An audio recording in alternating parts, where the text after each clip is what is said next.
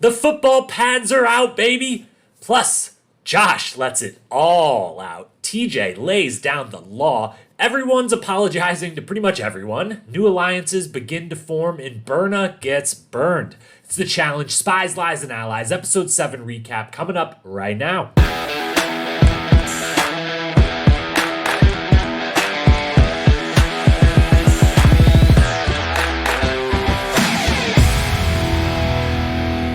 What up, my fellow challenge lovers? Welcome to the Challenge Historian, where we dive deep into all things MTV's The Challenge, past, present, or future. If it's happening in the Challenge universe, then we are here to document it.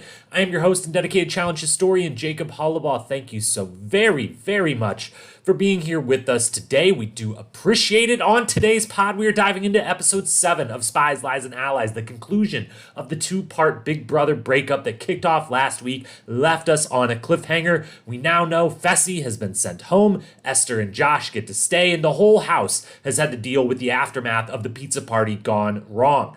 To discuss all that happened, we will use our standard agenda. First, a Cliffnotes recap of everything that happened to refresh our minds. Then a look at the episode through the lens of the main storyline. Follow that up with some other little things that we noticed. A deep dive into the athletic events, this time meaning just the elimination, no daily challenge today. And then finish up afterwards with awards for best and worst strategy, best quote, best moment, an MVP, and of course our power rankings and predictions for the rest of the season. Finally, a shakeup to our power rankings. More on that at the very end of the pod, though. First, we got to do that recap. It was a shortened 60-minute episode, but action-packed it was. So let's get it started. To the Cliff Notes recap we go. So every possible thing that happened in this episode, let's get our minds wrapped back around. There was a lot that went down in that 60 minutes of television. So let's run through everything that happened plot-wise on this episode, episode 7, the conclusion of the kind of two-parter episode. Here we go. 3, 2, 1, go. The fighting continues as we pick up where we left off last week. Fessy's hand smushing Josh's face. Josh is now on top of tables yelling about Fessy going home and generally just wilding out. Amber lets Esther know that throwing a drink on her was not okay, to which Esther owns up and apologizes for it. The drink throwing, that is, not the calling her fake or anything else that was a part of that fight. Josh puts Casey on the spot to pick a side, to which she calmly reacts that they can both fuck off for the time being. Corey and Tori start to get some blame for stirring things up in the first place. Ed and Priscilla give Amber a pep talk to get her spirits back up, and eventually, as things cool down, Fessy and Josh share a moment on the bunk bed saying sorries and Josh crying on Fessy's shoulder. The next morning, we find Emmy telling a room full of people that she wants CT, Uncle CT, as her partner of her dreams, to which the vets make her sign an oath in hot sauce, indoctrinating her into their alliance. Once her soul's signed away, Emmy tells the group that Berna actually asked her earlier that day about wanting to steal CT, and Emmy had just lied to her face and said she would never do that. Fessy and Josh have a heart-to-heart and get vulnerable with each other, getting all their feelings out just in time for TJ to pay the house a visit, which, in his words, is never a good thing. Ever. TJ reprimands all three of Fessy, Esther, and Josh for their actions, but leaves Josh and Esther off with warnings while telling Fessy he's got to go home and has 15 minutes to get out. That same 15 minutes window is how long the rest of the house has to get into the nomination room and make a selection, which leave things totally up in the air. Once in nominations, Tori and Corey both apologizes for their role in the prior evening, as does Josh and Esther. The only one who doesn't, notably, is Amber, which multiple other castmates comment on. After much discussion, it is Esther who is voted in, keeping it almost certainly a one-on-one elimination, females only. Esther is now going in, but Emmy still wants a chance to pick her dream partner of CT. She lets Emmanuel know that if it's a physical one, she wants to go down too. He and Casey talk. They consider Amber for a moment as a second option, but ultimately plan to give Emmy what she wants, which is what they do at the lair. When they see it's a hall brawl, they put in Emmy to go against Esther for the right to stay in the game and also pretty much the right to pick CT, because I think Esther might have too. A couple brutal hits later, one missed bell by just one single inch in round 2, and Emmy sweeps it 2 for 2, gets the win. Esther's going home, but not before some final words for Amber, and Emmy gets her new partner, CT, which causes quite the stir with Berna, who is now partnered with Huey, making another new rookie pairing, and that is where the episode ends. Phew! All right, so another 60-minute, a little shorter than normal. Hopefully, maybe we'll be back to the full 90 minutes next week. I think, this one essentially was a full 2-hour episode last week, and this week just cut in half. And, retroactively, I'm glad. I'm a little upset that they're only 60 minutes because, I always want more of the challenge. But I'm glad they didn't try to squeeze all of this into a 90-minute episode and leave a lot of it out. So hopefully maybe we're back to the 90 minutes after this and back on our regular, daily elimination, regular planned show. But we got a lot in that 60 minutes. There it all was. And let's now go ahead and look at the episode through the lens of the main storyline. All right, so our main storyline obviously is the fight and the aftermath, the pizza party gone wrong, the fight that ensued, and the aftermath of that. So let's go through this kind of in timeline order here with a few things to point out. We start the entire episode off with Josh just absolutely wilding out. We literally pick up right at the moment Fessy puts his hand on Josh's face, and Josh instantly knows that dude just put his hand on me. He's going home and lets Fessy know it. He's jumping on tables. He's yelling. He's doing all kinds of wild stuff. And let's go ahead and actually just listen real quick to everything that Josh had to say immediately after having Fessy touch him in the face. All of this, should be noted, is said while jumping up and down on a couch. So let's listen to that real quick from Josh. You're not gonna see a final again. Your bitch ass is going home. You egotistical piece of. You're going home! You're going home! You are here for $1 million.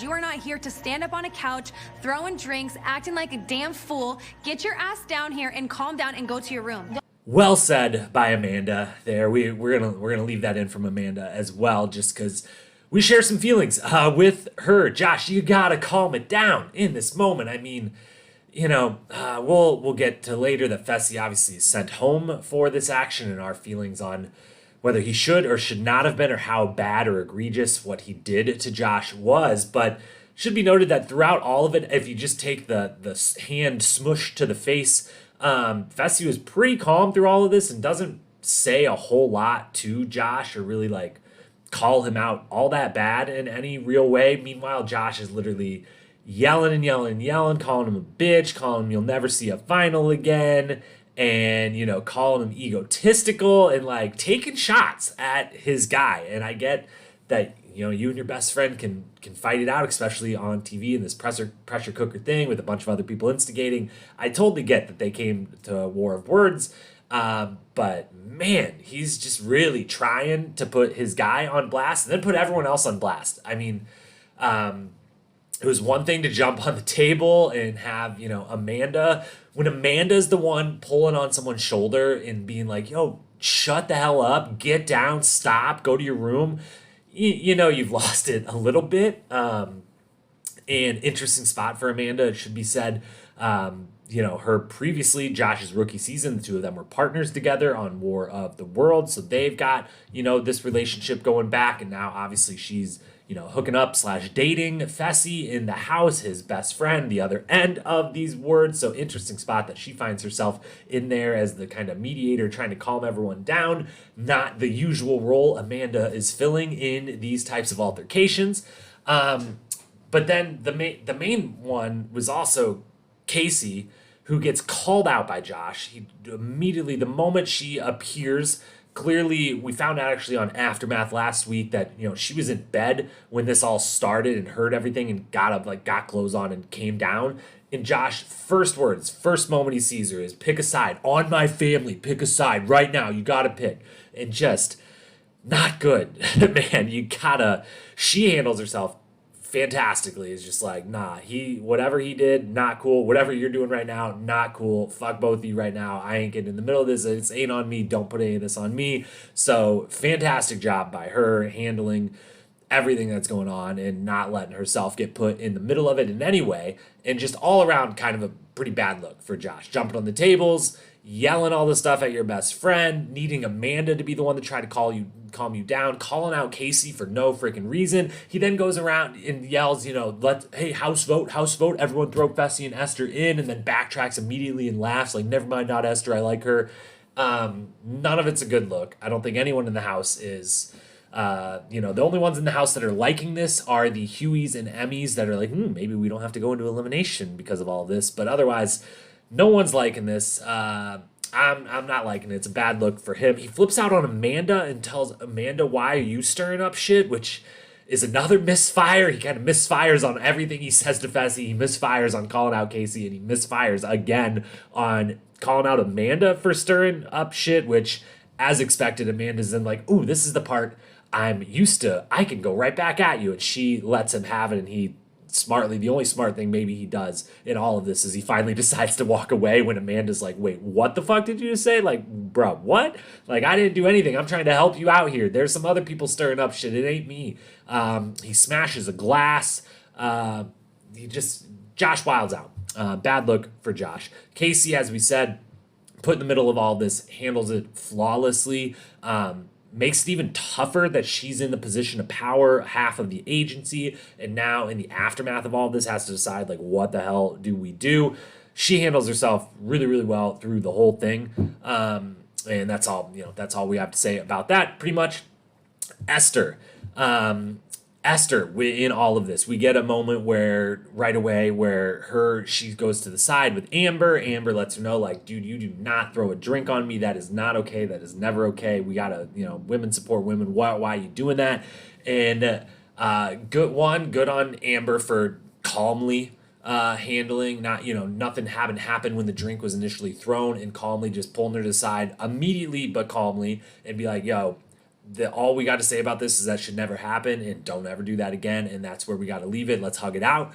Props to her for that. Props to Esther for one, apologizing right away, knowing right away, like, yeah, that wasn't cool. I shouldn't have done that. But then even more props to Esther for then in the interview making it known, like, yes, I regret throwing a drink on someone. I shouldn't do that, but make no bones about it. I don't regret calling her fake or thinking that she's a liar or any of that, which is a theme between the two of them throughout the show. And I really like that Esther owns her mistakes, but stands her ground on her thoughts and opinions. So fantastic there.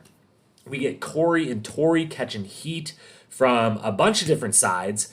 And we will talk a little bit about this later in the worst strategy. But at first, Corey stands up for himself, which is personally what I think both of them should have done.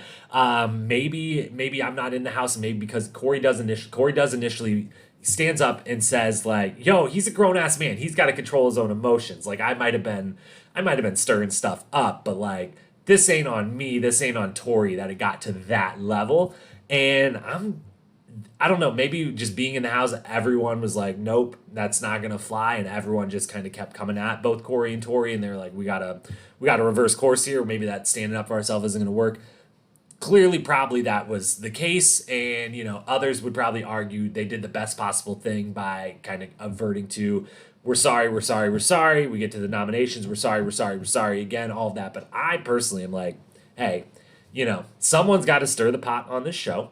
There was some, a boring pizza party going down, and you saw an opportunity, and guess what? Especially Corey, you got Fessy sent home. You don't got to see Fessy down in a hall or a pole wrestle or any other elimination or any more daily challenges again, so it kind of worked, and if you feel bad about it, you feel bad about it, but I think the strategy of standing up for themselves would have worked. We'll come back more to that later, but they catch heat from a bunch of different people, which is fair and good that the rest of the house, at least acknowledges in all of this that these two, Corey and Tori, were the ones kind of that started all of this, were the instigators of everything that happened, was more them at each level, not getting more people involved and kind of ramping things up.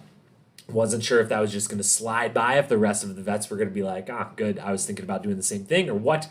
But pretty much everyone except for Josh is the one realizes that those two have a lot of fault in everything that went down. Again, Josh is over here blaming Amanda for stirring things up and not Corey and Tori. And then we get the Fessy and Josh vulnerable moments, first on the bunk bed, and then the next morning, the two of them have it out. And I thought this is one of the, kind of most vulnerable conversations we've ever seen in the history of this show, really. They both let it be known that, Josh is like, I've never made a final and it weighs on me. And like, you and Casey come in and make these finals. And, I'm the bad player of the Big Brother players, which is, very impressive for him to like come clean about emotions like that on camera. And then Fessy right back is like, hey, you won Big Brother. And like, I've never won anything. In football, we never won anything. On Big Brother, I didn't win. On Ninja Warrior, I didn't win. On the challenge, I can't win. And like that weighs on him.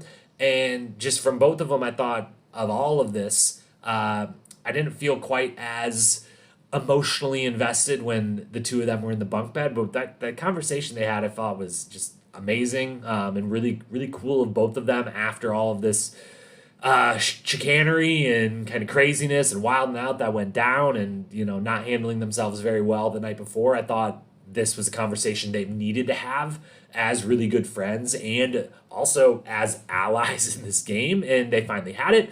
They had it too late, it turned out, but was impressed that they did have it after. Anyways, then we get TJ. TJ comes in, and we get the whole performance from TJ.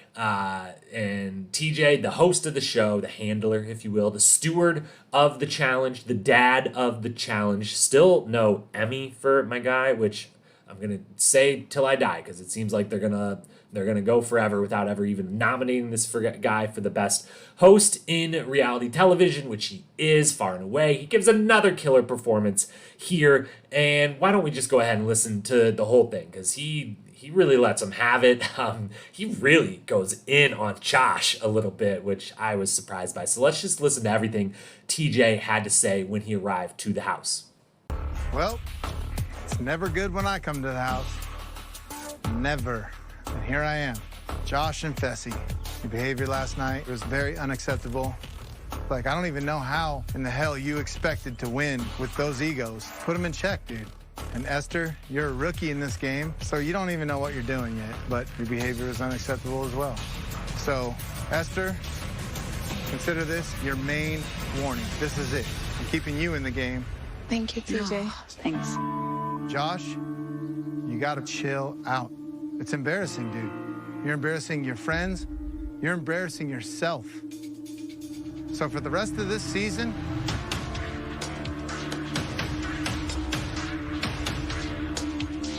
I guess we'll keep Josh. God. I need to get it together. I'm here to win. I'm here to change my family's life and change my life. And I continue to get in my own way. And I just think this is the wake-up call that I needed. And Fessy, you put hands on somebody, you're deactivated. TJ, please. You're done. No. Cut. That's it. You understand? So let this be a warning to everyone, all right? Now you have 15 minutes to get your stuff and get out of here. The rest of you have 15 minutes to go to the chamber. If you're not in the chamber in 15 minutes, then I'm going to make the elimination rounds. Oh, my God. Flawless performance, even if we're about to get to, I'm not sure I totally agree with sending Fessy home. I don't think TJ actually made all of these decisions himself, but fantastic performance from him, called into duty. This time you can't just film it, it's got to come do it in person. And so just, I mean, I can't believe he let Josh have it like that. You're embarrassing yourself, you're embarrassing your friends. That was a lot. So, props to TJ. As always, best host out there on television. Let's get some recognition for our guy at some point here. My main note on everything TJ said at the end, he makes it known, like, you've got 15 minutes to pack your bags, Fessy. The rest of you got 15 minutes to get in to the nomination room, or else I'm picking the elimination. And all I wanted, the moment he said it, I wanted one vet. Kyle or Devin were my, top picks of like, could have done this. But I just wanted one person in the kind of scramble that happened after between everyone of like, oh shit, like who should we pick? Who should we throw in? Is it as whatever? They're all kind of having this little powwow. And one of them, I think Devin speaks up and is like, well, I'm not going to let TJ pick. Like, let's get in there. I'm not going to threaten that we're not in there in 15 minutes. All I wanted the moment TJ said that is for someone to speak up and be like, hey, what if we let TJ pick? What if we just don't go in? And what if they would have? Do you think, like, I wonder if they actually made it in 15 minutes. Fessy said a lot of goodbyes and then has to pack all of his bags and takes more than 15 minutes. He left with like 4 or 5 suitcases. So I wonder if they got it in 15 minutes. And I really want to know, who would TJ have picked? Would he have actually picked? Would he have actually been like, you know what? Fuck it, you guys. I said you had 15 minutes. You didn't come in. This is the elimination. It's this person and this person. who would you have picked? So we got to know, TJ, if you're out there listening, we're gonna post something about this on social channels and see someone out there, let him answer this question. Maybe Devin Simone on Aftermath. We haven't watched it yet. Maybe he'll reveal on there along with the secret votes who his vote would have been for, but I got to know who TJ would have sent down in there. I think they should have let him do it. Anyways, moving on, the final part of this then is that Fessy gets sent home. Esther gets to stay, Josh gets to stay. I agree with both of those. I don't think either of them did anything deserving of getting sent home, as bad as I think Josh handled everything in that. I don't think anything was worthy of him getting sent home. Fessy gets sent home for a hand smush and has been well documented. Things of this nature have happened a lot in challenge history, and occasionally it has gotten people sent home, and more often than not, it has not.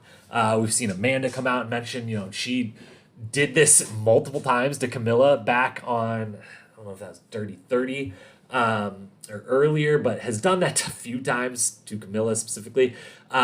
We mentioned last week the Anissa to Trishelle from an earlier season. We've seen people do this. It's not a punch. It's just a kind of hand on your face, trying to like push you away via my hand on your face. And the challenge has evolved in a lot of ways, most of them very, very good and necessary ways over the years. But they send Fessy home for this. And one, I think I said this last week, they shouldn't really, in situations like this, they should drop, what's good for the television show completely out of it. That's the moral, ethical thing to do. But if you were to do the not moral and ethical thing and think, what does this do to our show? You can't get rid of him. I'm not going to do the whole defense and spiel again, Fessy fan club over here, but I think he's one of the bright spots of this season, and he's bringing you a lot of storylines and interesting and television-worthy storylines this season, and sending him home is a big blow to the show in that regard, and instead we're left with Josh and Casey of the Big Brother trio and not getting as much from them on the show side of things. And as I said on Tuesday, when I ranted about the season being better than people think and kind of being down on this whole narrative of how bad everything was in the challenge world, I mentioned that Fessy, independent of Josh and Casey on a season, would be very, very interesting. And now we're getting the inverse of that, which I don't find all that interesting. So I don't think he should have got sent home. I don't think this was egregious of enough. But I respect that they're going to go with the zero tolerance. You can't touch anyone. Although we've seen some shoves a couple times this season, and we've seen this zero tolerance policy seems to have been in effect for a few seasons now, and yet sometimes it's not still a zero tolerance policy. So it's really tough to tell what's going to get someone sent home, what's not. I don't think this was bad enough to get sent home. I thought they could have warned him and maybe warned everyone in the house, like, this isn't the first instance of someone getting physical and mildly with someone else this season. We're done. Zero tolerance from this way out.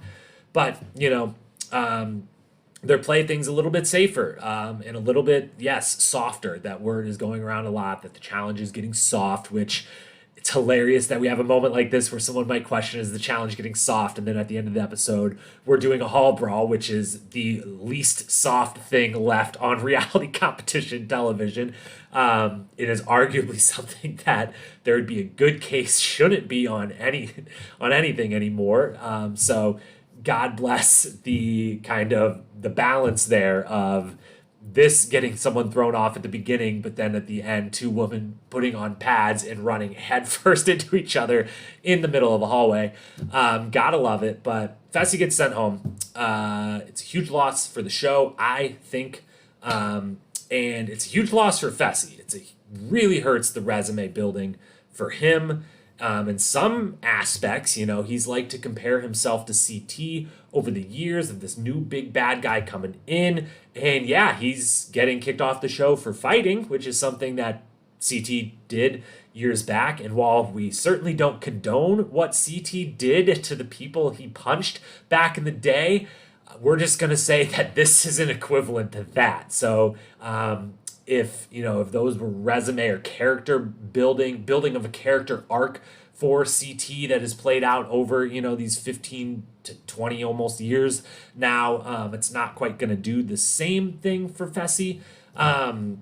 So he's a big loser because I think he was, outside of this, was going to make another final. I thought he had a real fierce team with he and Esther, and I thought they could win some more dailies. I thought he was in a good position in almost any elimination that he goes into, that a lot of the people he would potentially have to go against were also similar, like I'm on the physical side, not the puzzle side, maybe, and where even if he ran into a puzzle, would have potentially been doing it versus a Nelson or a Corey or a Kyle or someone who also wasn't super confident on those. So I thought he had a good path in front of him with his alliances and just where he stood in the game physically and mentally.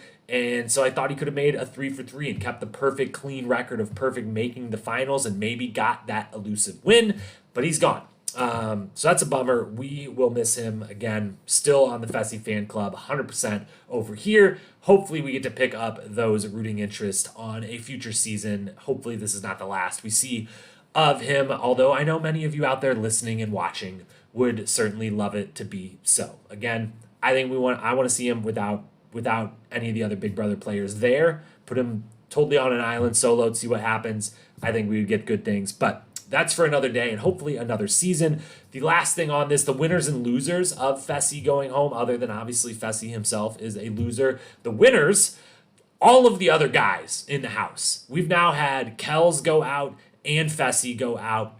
And for that matter, with respect, Gabo go out. The three kind of biggest, bulkiest guys in the house that would be nightmares for most of the others to go against in a hall brawl, pole wrestle, balls in, 100% pure physical, put your hands on each other types of eliminations. They're all gone now. And the last big one, not named CT, obviously, who is the biggest and baddest of them all still, they're all gone. And so all the guys are winners in Fessy going home. Amber is also a winner, even if the rest of the house seems to be totally out on her and she seems to be kind of on an island of her own at this point without any other friends. The one person who threw her in before and who clearly was probably going to throw her in again if he got the chance is out, so that's a win for her. Losers, Amanda, she loses her boyfriend in the house, and now boyfriend in real life. So that's a big blow just from enjoying your time and kind of keeping your mind off the game and being able to kind of have both worlds and really enjoy yourself. But also from an alliance standpoint, she entered that relationship, her words, not mine, politicking, purposely, number one, and now that politicking is gone to the wayside because the guy she politicked with is now gone. Casey, also a loser. I think it was pretty clear that if she would ever have to pick a side in a Josh versus Fessy, that she was going to go Team Fessy, and that I think as bad as the final ended for the two of them together last season, I think there was part of them that maybe wanted to run another final together and try to get matched up at the end here again. So I think she loses out, losing a number on her side and also just kind of getting drawn into the drama, and others in that vet alliance maybe not wanting to be working with her as much. Esther's a loser. As Fessy goes home, that pretty much signs her fate that she's going into the elimination, and she loses a really good partner. So she's a big loser. And then one more time, I think we as the viewers are loser. I might be on an island with that one, but that's how I feel. Final then note of this storyline, after all of this happens, it also leads into all of the alliances kind of being over. It doesn't just break up the Big Brother alliance, sending Fessy home, sending the rest of them in different directions.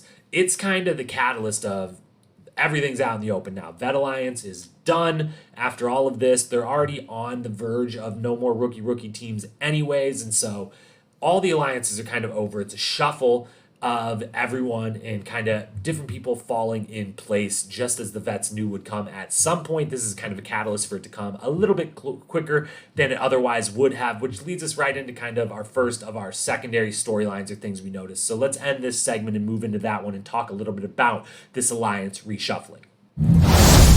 For those secondary storylines, or as we now recently like to call it, little things we noticed, those new alliances were one of those things that in the aftermath of all of this, there was kind of a realignment of who's with who now. And while it wasn't directly said, it feels like the Vet Alliance, as we knew it before, is over. And our biggest example of this is Emmy, who in a room lets it be known she wants to pick CT as a partner.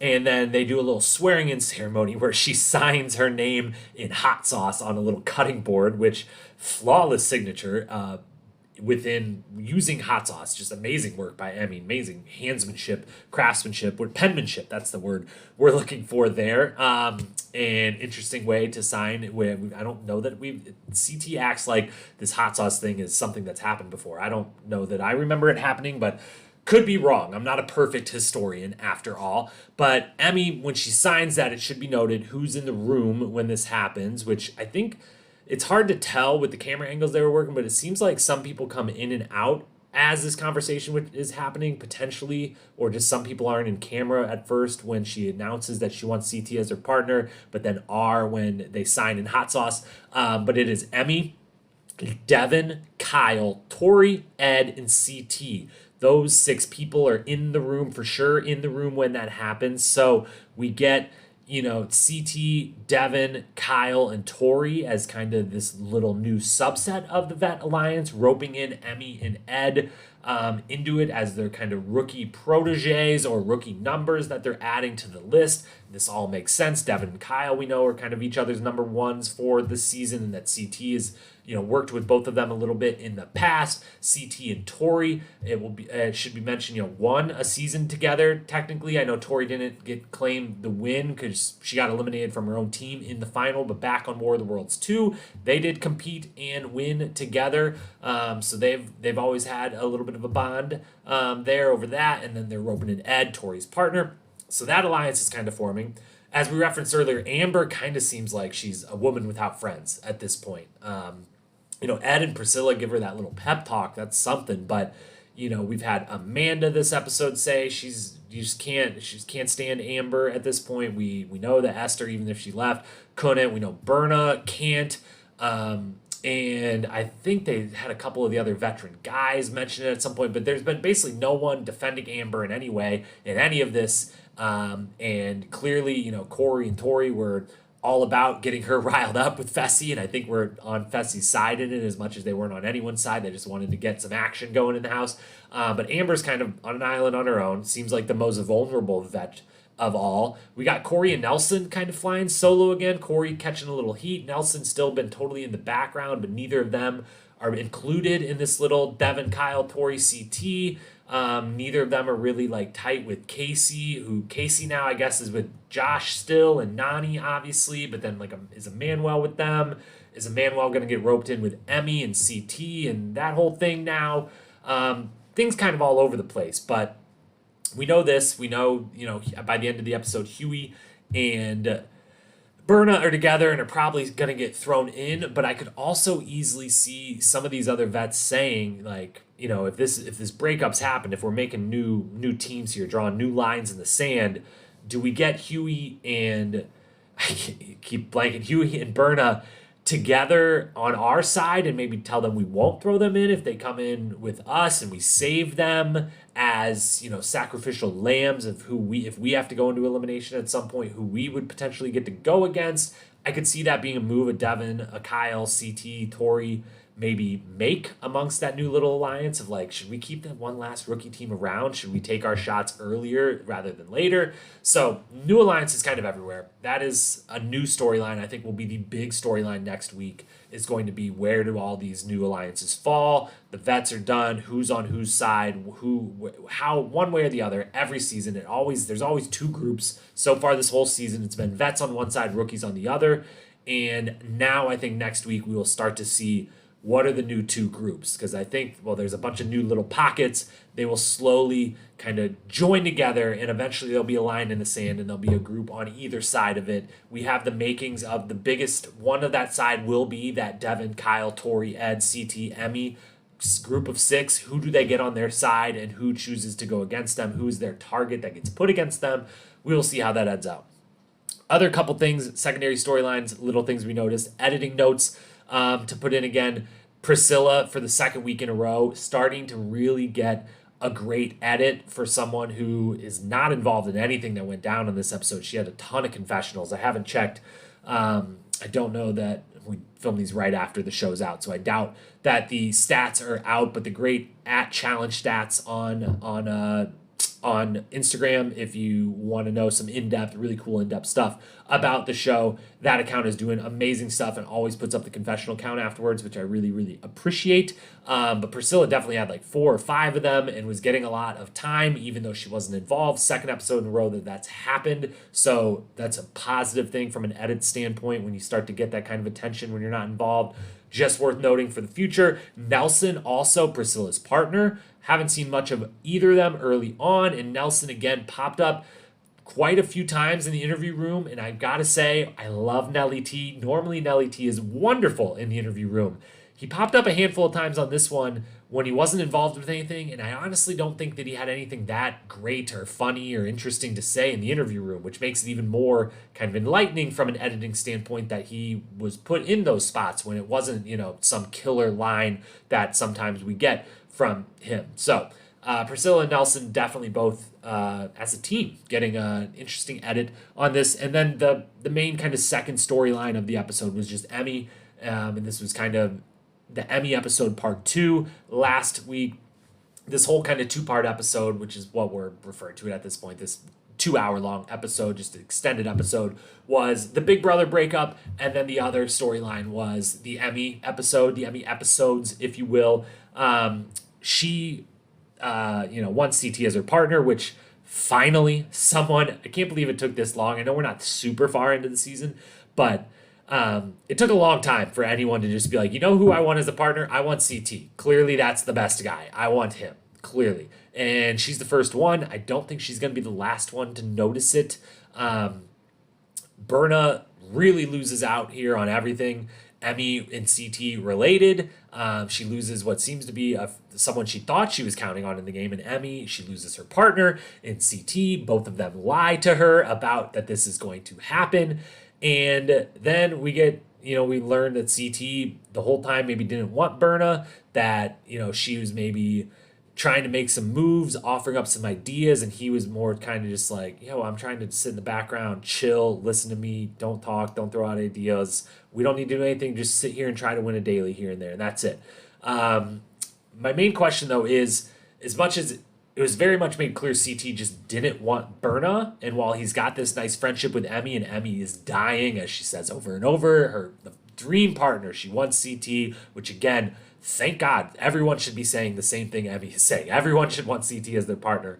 But does CT actually want Emmy as his partner, or does he just not want Berna and he knows that Emmy's in a position to get thrown in, and he looks at, that's an upgrade for the time being, and so, I'm all in. And is this going to be similar to what happened last season, where he gets this new partner and he's all excited about it, or says he's all excited about it, but when actually he's got his mind set on someone else and not Emmy, the way he had his mind set on someone that wasn't Big T last season.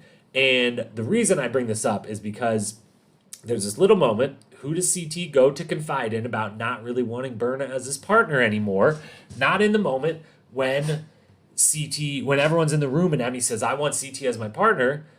It's actually, he does this both times. In that moment, when she says that in amongst the group, CT winks at Tori multiple times.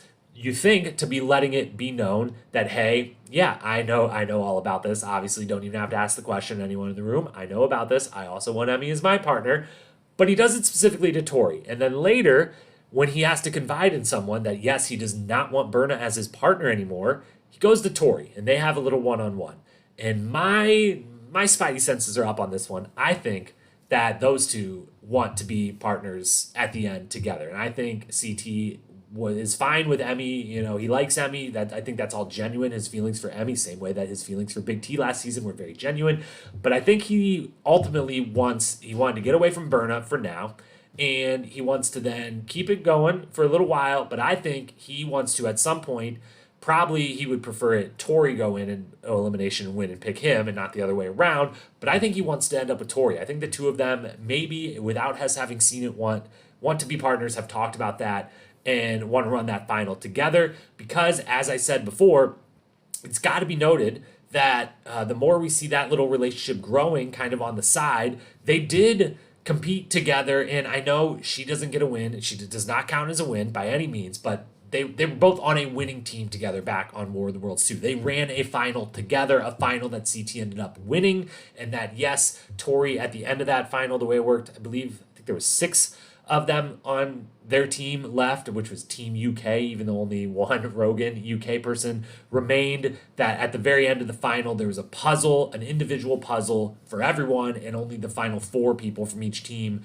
got to then go do the last leg. It was either swim or kayak out to the boat where they won, and Tori got left behind, and so Rogan, CTD, and Jordan were the winners, and Tori, while on the winning team, did not make it to the very end with that team, but they ran a final together. They have a good rapport. They worked together a little bit at the tail end of that season when Tori and Jordan both, turncoat, switched to the other team. CT had been burned the whole season by not getting picked by them. The American team at the beginning, whatever. They have a good relationship going back to that. I think they view themselves as the best possible partner in the house. I'm predicting that those two will eventually be partners one way or the other.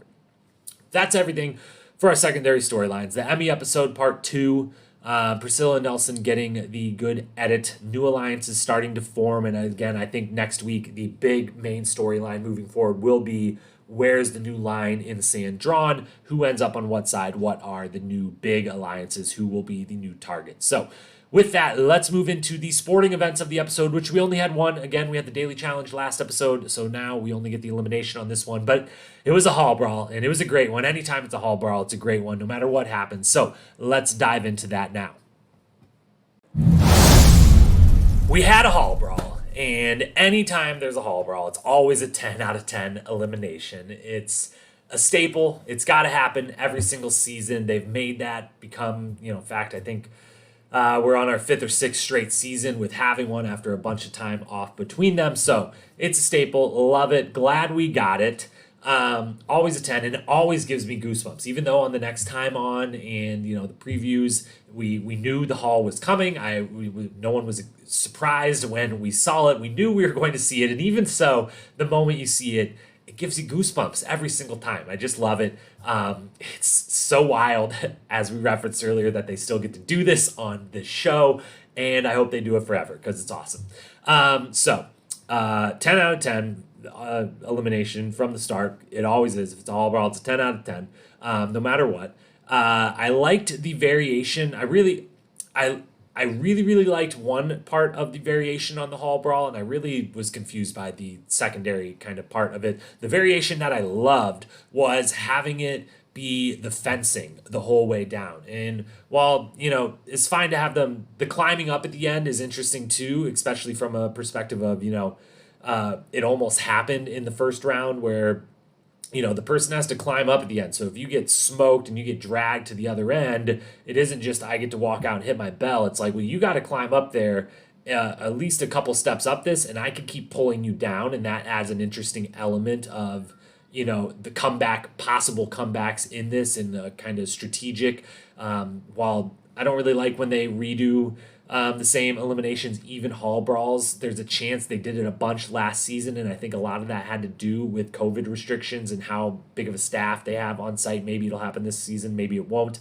But if they do, I think that was an interesting variation for the climbing part, but more so for having fence the whole way down versus the glass that they usually have. Made a big difference strategically in how you could get yourself past the other person and by the other person from a leverage standpoint, holding on, pulling yourself. I think Emmy did a way better job of that, or maybe realized that right away, or maybe it was because Esther was doing a little bit more of the initial hit was a little more Esther hitting Emmy, but then Emmy quickly grabbing on and holding on and using that fence to her advantage. Thought that was a very interesting wrinkle that I really, really liked. The one that I'm not going to say I didn't like, I was just confused by, was what was the point of all of the rope all over the ground? The whole hallway has just, heavy rope layered across the bottom of it, like a full layer of it that they had to walk across, run across, whatever. And I didn't really know the point. I guess it slows them down. And maybe if they're trying to take just a touch of the physicality out of it, they're like, maybe it'll, they can't run perfectly. It's not perfect ground to run on, so it slows them up a little bit, trips them up, and makes it the very dramatics of past Hall Brawls where, like a Nelson in particular, both of his last 2 Hall Brawls, brutal losses to Fessy and Rogan, both times featured a moment of like slip up. You take the lead, you're running, you're closer to the bell than the other person is, but you slip, you trip, and it makes for very suspenseful moments. Maybe they're trying to create more of those, of like there's this exterior obstacle other than your opponent, but you also got to deal with this the runway being cluttered with this rope. I don't know, it's just a little confusing. At first, when we first saw the Hall, I was like, is this not gonna be Hall Brawl at all? Are they gonna have to do some like get to the other side and pull the rope out? I don't know. I was just a little confused why the purpose of that wasn't as cool of a little variation as I thought the fencing was. But 10 out of 10. Hall Brawl is always a 10 out of 10 as far as a game itself. Now let's talk the matchup. The first hit, first off, the very first hit, they collide. They go head to head. Neither of them seems to have probably ever put pads on before, have any strategy other than run as fast as you can and just smack right into the other, which gives a great moment on camera. Is maybe not great strategy on either of them, but the first hit, their GoPros go flying off their heads, showing how vicious of a hit it was. And then they battle back and forth, and I've got to say, the other thing I didn't love about this was it was really hard initially to tell who was who. They're both wearing full black everything. Their helmets don't say their names in big letters the way the past couple seasons worth of Hall Brawls. They've had the names really big on the side of the helmet, which has really helped. And then, it's also helped past ones we've seen where, like, if Fessy's in there, it's like, all right, he's a lot bigger than the other person, so it's kind of easier to tell the taller, bigger person who's who. This one, they're kind of, they're similar height. Once the pads are on, they're they looked very similar, blacked out, visors over their face. I couldn't tell who was who at first. So when Emmy manages to drag Esther down to Emmy's end and is taking this big lead, at first I had no idea who was actually in the lead, and everyone's kind of cheering for everyone, so it was very hard to tell. But Emmy wears her out. Round 1, huge hit. GoPros go flying. Vicious hit from both sides. Mostly an equal hit. I will say maybe a little more Esther hitting Emmy again, but Emmy rebounds really well. Wears Esther out. Slowly but surely drags her down to her end. Gets her tired out until she gets her on the ground, and eventually Esther just kind of is like way too tired to hold on, and Emmy climbs up, gets round 1, and things are looking good. We get to round 2, and another huge hit. And this one, 100%, Esther hit Emmy hard on this one. Right to the head, forearms to the head. Targeting flags would have been thrown if this was an actual football game, for sure. But Emmy takes it like a goddamn champion. I mean, I can't emphasize it. I've rewatched a bunch of times, rewound this over and over. Esther delivers the blow on this one. Make no bones about it. This was an Esther hit on Emmy, and Emmy just takes it perfectly. She absorbs it. It's a huge hit, but she shakes it off instantly. She fights it back. They kind of fight for a moment in the middle, but both of them, I think Esther knows I've got to try to let go much quicker because I got worn out in round 1, and Emmy knows I just got smacked in the face for the second time, and I'm willing to just take my chances with trying to climb. I'm up 1-0. I can be a little more risky on this round. And so they both kind of let go quick. They run for the other side. They climb up. They're neck and neck. And Esther swipes first and just misses. She doesn't even come short. She misses to the side by like an inch, but she has the height, and she just whiffs moments before Emmy then rings hers. Emmy gets the win. 2-0, and Esther's going out. The celebration is fantastic. Emmy down in the sand, crying out for her grandma, for Romania, for herself, everything. We love it. It's a great celebration. Is then also very respectful right away to let it known, like, Esther was a beast. That was horrible. So great celebration all around. Great 2 rounds of Hall Brawl. Huge hits. Loved everything about it. So the only thing we didn't love, I must comment on, is that going in, the suspense, at least for me, and I think for a lot of challenge fans, was completely ruined because we knew who the winner was going to be. We knew Emmy was going to win an elimination this episode, and that's not cool. And we knew that because we saw in the next week on that, Emmy wants to pick CT. And then they put out the clips in the 24 to 48 hours before the episode. They put out the full clip of that interaction in the bedroom of Emmy saying, I want to pick CT. And then we get Berna, among others, commenting on, I never knew that she was going to take him as my partner, and I'm betrayed by this, and the whole thing. There was a huge blow up between them. And so if you follow any of the kind of main challenge fan accounts, challenge Instagram accounts, that were sharing over and over and over this clip that the challenge account itself, that MTV itself, the challenge producers themselves put out, and then sharing Berna's response to it. If you saw that, you just knew immediately, oh, so Emmy stole CT this episode. Not just, it's alluded to that it's going to happen in this clip, but now we have confirmation right away that it happened, that she stole him. And that's a huge bummer because you kind of ruined your best elimination of the season. As I said, when you see the Hall, you get goosebumps even when you know it's coming. It's the best. Fucking love the Hall brawls, all right? As do almost every challenge fan out there. I think of the unanimous agreements out there among the challenge fanhood, I think it is that Hall brawl is awesome and we love seeing it every time. But what we hate is, I would assume, maybe I'm alone on this, but I personally hate knowing the results of the show before it goes in. And I spent the majority of the Tuesday review preview show this couple days ago, this past week, defending this show and this season and this cast and basically telling everyone out there that is spending all their time talking shit about it to fuck off, which I stand by. But I did also say in that critiques are important and that my main issue wasn't with people critiquing or having bad things to say in general, but was with those people out there who only had bad things to say or who couldn't say anything other than this show sucks, this season sucks, this cast sucks. And that if that, I will reiterate, is your only stance and the only thing you're saying, and you're someone who posts about or talks about this show every single day on social media channels, and you literally 100% of the time, your only thing keeps refrain on this sucks, this sucks, this sucks, those are the people I'm telling to fuck off.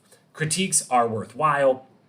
And I just want some positivity mixed in, especially when there is a lot of it to be had. I think both subjectively, but also objectively, there is a lot of positives about this season and this cast, and a lot of promising aspects of it. But I will join in the narrative of what the hell are you doing? You got to fix this when it comes to things like you can't ruin the Hall brawl. You can't ruin the elimination. You can't go into this episode where you had this big cliffhanger. And one, it should also be said, as we predicted on that Tuesday review preview, bless the guy, but Fessy went on Johnny Banana's podcast, and while he didn't say as much, it was very clear the guy was going home. And so if you listen to that, a big popular podcast now with the most popular, the most known maybe player in challenge history, the GOAT of the challenge in my opinion for now, CT's coming, but Johnny Bananas, a lot of people listen to that podcast, a lot of people probably had the same reaction I did, Fessy's going home, and then we get this clip comes out that's like, hey, Emmy wants to steal CT as a partner,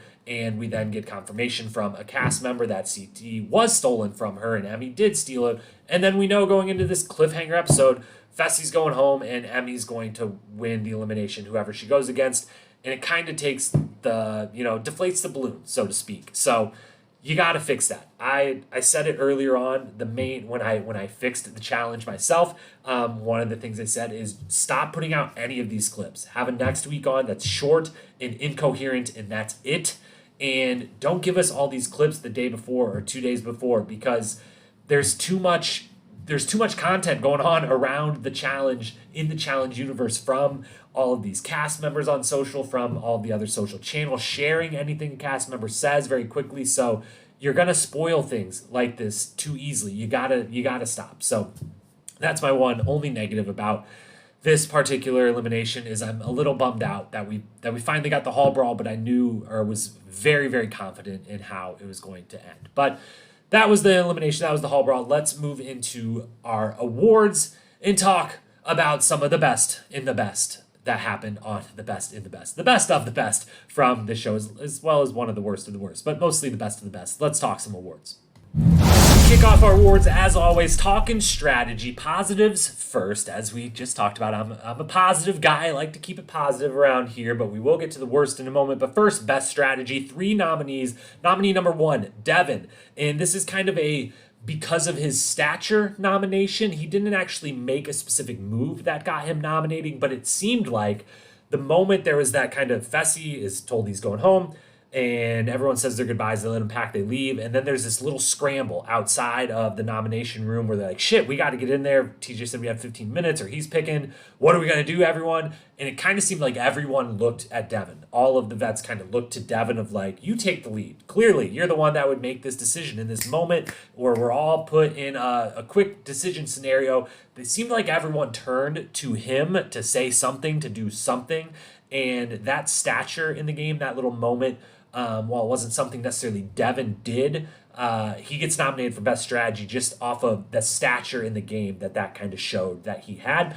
Nominee number 2 is a group nominee, 2 veterans, Nelson, Nani, and Kyle, for staying the hell out of all of this. There was almost nothing to be seen from any of them with any part in any of this that was going down, and that's the way they should have been playing this. Staying in the background, keeping to themselves, letting all this other stuff not get any dust on themselves. Staying clean in the background.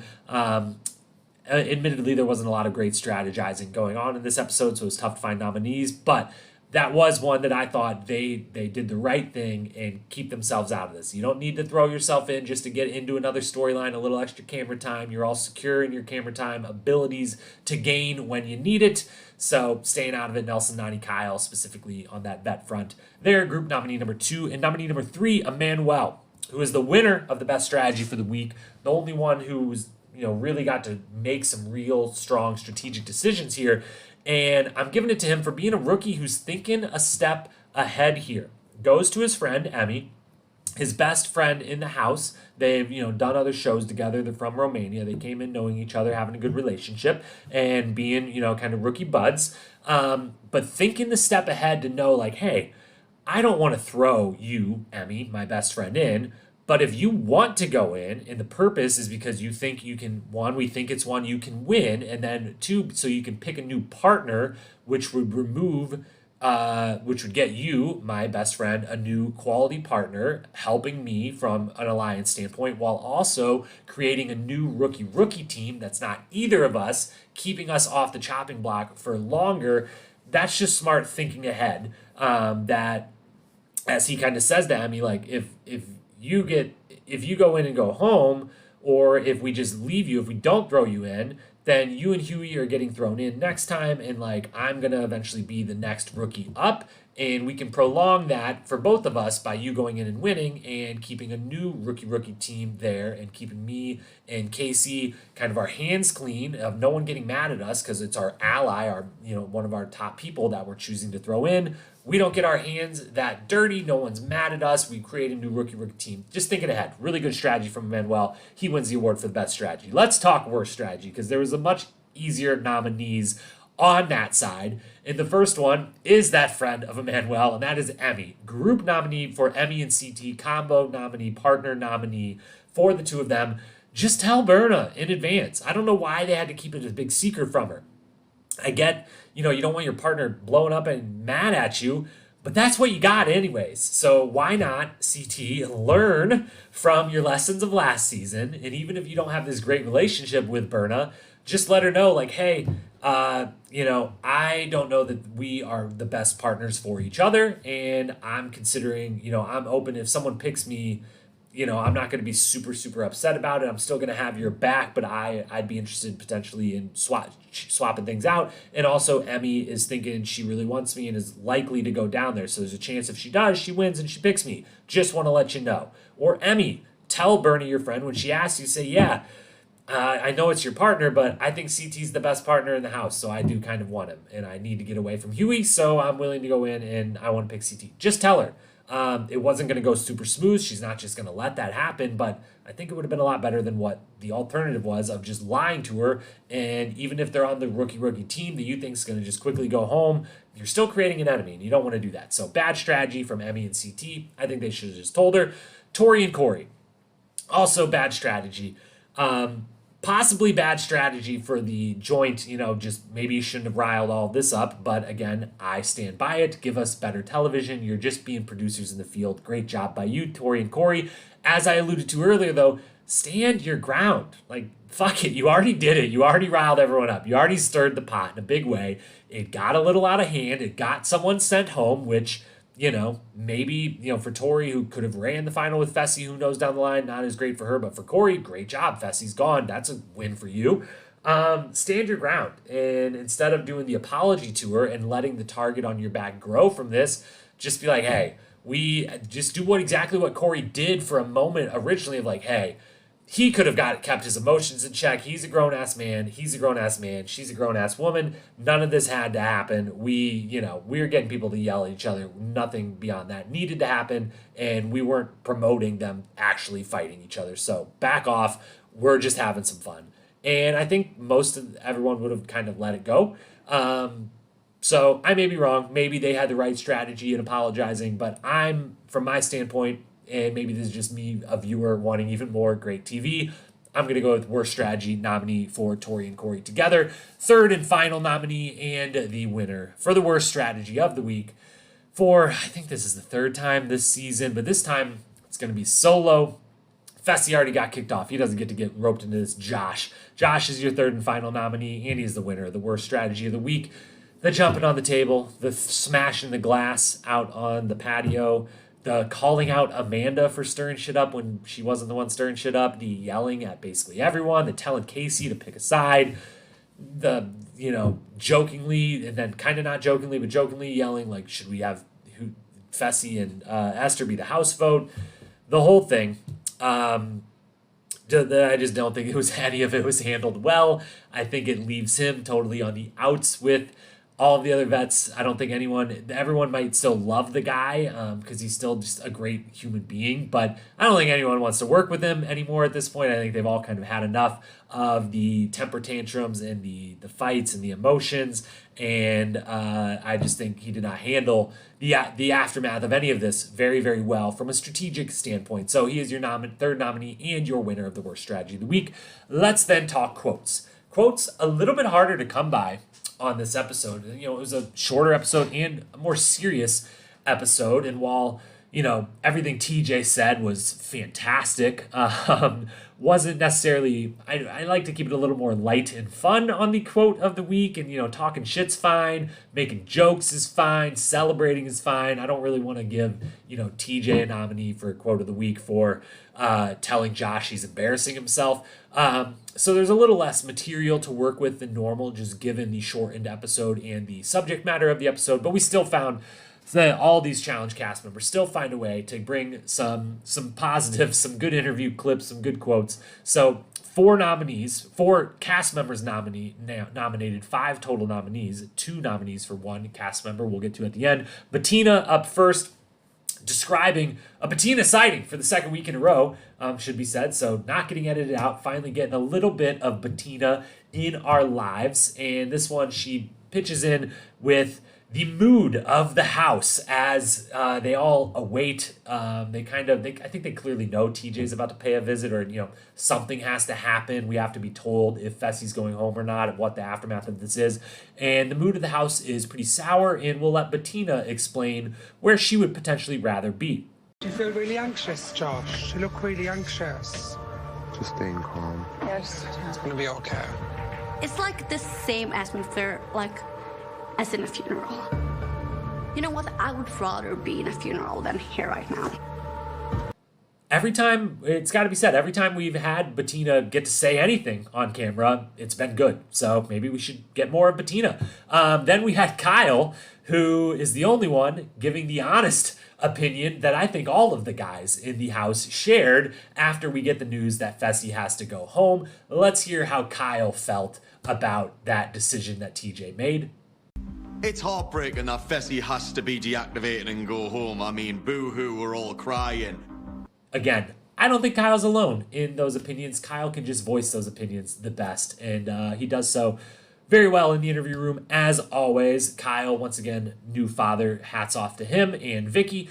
Then our third nominee for quote of the week is Emmy. The Emmy episode, she had a couple different things that she said that could be put in this spot, but I will give it to the many times she mentioned her willingness to risk it to get a win and get CT as her partner. There is a couple iterations of that. My favorite one, though, was her risking a specific body part to get this win. So take it away, Emmy. Let's go, kid. I have to risk. I have to take my chances and play them. So I will risk it all with my skin. Risk it with all of her skin. Risk it the way her grandma said that she should. Shout out to grandma. Shout out to Emmy. Our fourth nominee for quote of the week is then Esther, who has two nominees. Nominee number 4 and 5 both come from Esther, and both come at the expense of Amber. The first one early in the episode when we get the apology. Amber pulls her to a side, and again, props to Amber and Esther both for how they handled the drink being thrown, after the aftermath of the drink being thrown in someone else's face. Props to both of them. But we get the apology in person in the interview room. We get Esther letting her true feelings on the drink being thrown known. So let's hear the first nominee from Esther. I shouldn't have done that. Nobody deserves that, regardless of how I feel about them. I'm sorry, Amber. I have no issues towards you. I still think that you're a pretender and you're fake, but regardless, I'm sorry that I spilled a drink in your face. Again, as we said earlier, props to Esther for owning up to her mistake and having the regret. She should not have thrown the drink, but also props to Esther for standing by her opinions of Amber in that moment. So that one was great. And then at the end, Esther goes home, but she makes sure Amber knows it before she goes home that, hey, we're not good. We're not squared away. I'm coming back for you. And she lets us know that Esther takes grudges very, very seriously. So let's hear just how seriously from her herself. I'm coming for you. When I hold grudges, I'm not going to let go of that until I have my pound of flesh. Until I have my pound of flesh. Woo! I know she lost that hall brawl, but and I know Amber has won a hall brawl in the past, but for Amber's sake, I mean that's a pretty serious threat there. So I don't know if I ever want to see if I'm Amber, if I want to see Esther in any sort of pole wrestle, hall brawl, any sort of elimination like that in the future. Those are some serious words, and those words get the win for the best quote of the week. I'm gonna give it to Esther for both of her quotes. Thought they made me laugh both times. They made me kind of say, ooh, damn, girl, both times. So Esther gets the win for the quote of the week. Since she gets sent home, we'll give her one more win on their way out of the game. Then we move into best moment. 3 nominees for best moment. Emmy's celebration. We mentioned it before. Everything about Emmy's celebration is wonderful. She gets down the sand. She picks up the sand. She screams to the heavens to her grandma for inspiring her, to Romania, letting it be known for them. Everything about that is great. TJ's performance, reprimanding everyone, is our best moment number 2. We played the whole thing for you earlier. We're not going to do it again, but a fantastic performance from TJ. And then our third and final nominee is the signing of the Alliance Pact in hot sauce. Again, flawless penmanship from Emmy using the hot sauce, and just very creative little fun moment there. Those 3 were your nominees: Emmy's celebration, TJ's performance, and the signing in hot sauce. Those were your 3 nominees for best moment. And because we like to keep things positive, as much as kind of the moment we will remember of this episode is likely TJ, reprimanding everyone, the best moment of the episode is Emmy's celebration. Love to see it. The culmination of the 2-part Emmy episode. She gets the win. She gets her dream partner, Uncle CT, so she gets the win for the best moment. And that leads us to the MVP of the episode, which Josh received votes, because when you're the center of attention the way he was, you got to receive votes for the MVP of the episode. He put on a show. What your thoughts of the show were, he put one on. He gets some votes. Esther gets some votes for, handling herself the aftermath well, even if the throwing the drink wasn't very cool. Handles that very well, has some good quotes, puts up a great performance in the elimination, even in a losing effort. TJ also gets some nominees for MVP for his performance coming into the house, getting called into house duty. But Emmy, as we just said, this was the 2-part Emmy episode, more or less. There was the Big Brother breakup, and it was the Emmy episode combined into one. Emmy is the winner of the MVP of the week. She gets the win. She gets the partner she's wanted. She has some great quotes during the whole thing. She's got the great penmanship with the hot sauce. She does everything great. Emmy is the MVP of this episode. And that ends our awards and moves us into our final segment. Let's talk some power rankings, which finally have been shaken up quite a bit at the top, and update our season-long predictions before we end this episode. All right, before I actually do my power rankings, little behind the scenes here that I think might actually just be helpful for everyone. I started to try to make my power rankings, and I realized that I had to make sure I knew who all the teams were and who all was still on the show.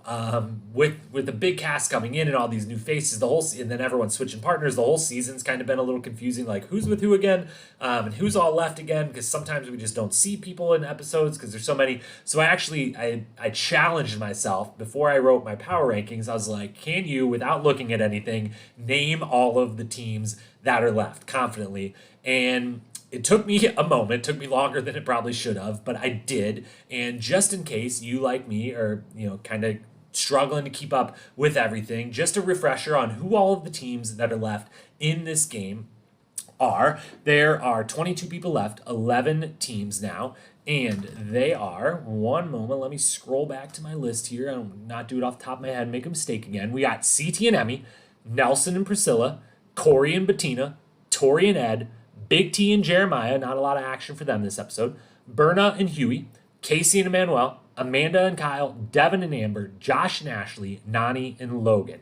11 teams, 22 people left. So that's where all of the teams currently stand. And as far as where we stand in the season in general, again, we think there's 18 or 19 episodes, depending on if they count the reunion and that 19 that they put out there. Originally, this was episode 7. I would imagine that we're going to get, at least 5 teams, 10 people in that final. I think that's what we had that's what we had last season. I kind of expect that to be, that's kind of the number they've been going with for a few seasons now. So 22 left, trying to get down to 10. Maybe we have 6 more eliminations to go through, but that would only be 13 episodes. So maybe they elongate it, but I don't expect any purges or anything of that nature, or double eliminations, anything like that. I think we're going to just get straightforward elims. And turning to the power rankings, which have been shaken up, CT and Berna had been holding down the top spot for a long time. They're no longer partners, so they can't be it together. We are going to keep these power rankings partners, and we are again talking here, ranking based on who we think is going to make a final, with kind of tiebreaker being between anyone that's really close, being then potentially winning the final. The further we get into the season, the closer to the final we get. We might change these power rankings into who do we think is about to win the season, but right now it is who's just in a fantastic spot to get themselves to that final, and making a brand new appearance, not only just in the power rankings, but at the top of the power rankings, is Nani and Logan. I love where this team is at. I love where Nani stands in the vet group. I love where Logan now stands partnered up with Nani, and also just as a competitor, that it really, all of his skills kind of translate really well to this, and he's got his one elimination when he's kind of off the radar from the rookie standpoint. Nani and Logan, I think, are sitting in just about as good of a position as anyone could possibly be in this game. In second place, CT can't move far down the rankings, but gone is Berna, now that it is not CT's partner. CT and Emmy, while again, I don't think this partnership is going to last forever. I think it's going to be successful while it is together. CT and Emmy in the second spot, and most of that is relying on, I just think CT is going to win this season. Whether it's with Emmy by his side, I don't know, but I think CT is going to win. They're in number 2. Tori and Ed remain in the third spot. Casey and Emmanuel coming in fourth as a strong team. Another strong showing from them, handling the power very well, as we talked about. Emmanuel and Casey together making good strategic plays with that power. And then in fifth, Nelson and Priscilla. I will admit, mostly based on those strong edits they're starting to get, as we talked about, but also they're just in the background. They're not really being on anyone's radar as a target. And even though Priscilla has been a rookie female that hasn't been thrown in yet, and that could mean that at some point she just gets chosen just because she's one of the last rookie females who hasn't gone into elimination. I think she's being viewed as a strong competitor, and just when I'm looking at when these vet rookie teams have to start getting thrown in or picked off, that Nelson in his little alliance of him and Corey, I think Corey and Bettina get called out before Nelson and Priscilla, and puts them in a little bit more of a powerful position of kind of having someone, a blocker, if you will, in front of them before they get targeted, that they're going to have this other people that they're working with targeted. So I like where Nelson and Priscilla are at, laying low, riding by, just not making waves. So Nani Logan, number 1, CT Emmy, number 2, Tori Ed, number 3, Casey Emmanuel, number 4, Nelson Priscilla, number 5. And then we move to our predictions. Every week, as you know by now, we add one prediction to our season-long list of season-long predictions. I thought it was going to be easier than it was at the beginning. It's turning out it's kind of hard to make season-long predictions, one every single week all the way through. To update you on the list currently, we have Tori has 5+ partners still in play. We had Fessy first vet targeted, which was wrong. It is completely wrong. We got that one wrong. CT is going to win. Still in play. Still believe that full-heartedly. CT is going to win. I would bet everything I have on that. Devin will make it further than Josh. Still in play. Looking better after this week again. Ed will make the final was our 5th prediction. That is still in play. Anissa will make the final was our 6th prediction and was immediately proved wrong. So we've missed 2 of them so far. Josh and Amber will make the final Josh and Amber will not make the final, Still very much in play and looking better as they are now on the outs after this episode. And then the new one that we made last week was CT is going to be picked as a partner 2+ times. That is in play and looking good. He has now been picked once. And again, that was a prediction that was made before we had all the confirmation that he was, in fact, going to be targeted by Emmy, specifically in this fast. So, no foul play there, no spoilers there on my end. Just so far, so good on that one. So we've had 8 predictions. 2 have been proved wrong. 6 are very much still in play, and we're adding a new one. And again, it's kind of getting tough to just, I don't want to just every week say this person will or won't make the final and just kind of have all my final picks made so early. So trying to go anywhere else that I can go with a season-long prediction. We keep the episode by episode predictions on the Tuesday review preview show, which didn't go so well this week, spoiler. But our new season-long prediction is going to be we will not see any more DQs for injury or fighting or any other type of DQ. The last folks have gone home that will go home for anything other than elimination. From here on out, anyone that goes home will do so via an elimination. That is our new prediction to add, and that ends this podcast. It was a good episode, a 2-part episode, 260 minutes, the Big Brother breakup, the Emmy episode in 2 parts. We got a lot of good out of it. We liked a lot of things. There were some things that we didn't totally love, but we talked through it all. And hopefully next week we move back into a 90-minute episode. We get our daily elimination bar, all of the segments. We're used to seeing one update that I can't believe I almost forgot, but has to be said for as far as this podcast, little house cleaning thing. This podcast will not be here next week. There will be the Tuesday review preview show. That review preview, though, is going to come on Monday. Because of Tuesday of next week, I leave my hometown, or home of Chicago right now, to head down to Nashville to get married next weekend. And I will be on site doing wedding-related things all weekend long, including on Wednesday. And I will not be having the time or the desire to be recording this podcast. So next Monday, instead of Tuesday, you will get the review preview episode. And then instead of late Wednesday night or Thursday morning, this podcast will not be in your feeds. One time only, I promise. But you guys got to get married. Very much looking forward to it. There's a chance that the following, Monday or Tuesday, once I'm back post-wedding, I will certainly watch the show, but I have yet to decide whether, that following week we'll kind of do a double recap of sorts, whether we'll use that Tuesday review preview and instead kind of do our full recap of episode 8. We're not sure. But for now, what we are sure of is that next Monday, you'll get the review preview a day early, and then it will be until the following Monday at the earliest when you will hear from us again with either a full recap, a review preview, a double recap, then following Wednesday night, something of the sorts. But we will keep you up to date on all things, including potentially the wedding. Maybe we'll get some pictures of the wedding up on the Instagram account. So at Challenge Historian, follow us there if you want to, follow along with more of the daily content. We're starting to put a little more of that out as the summer winds down and some of my day jobs wind down. We're able to put some more effort into getting you some, old school challenge content, some historian looks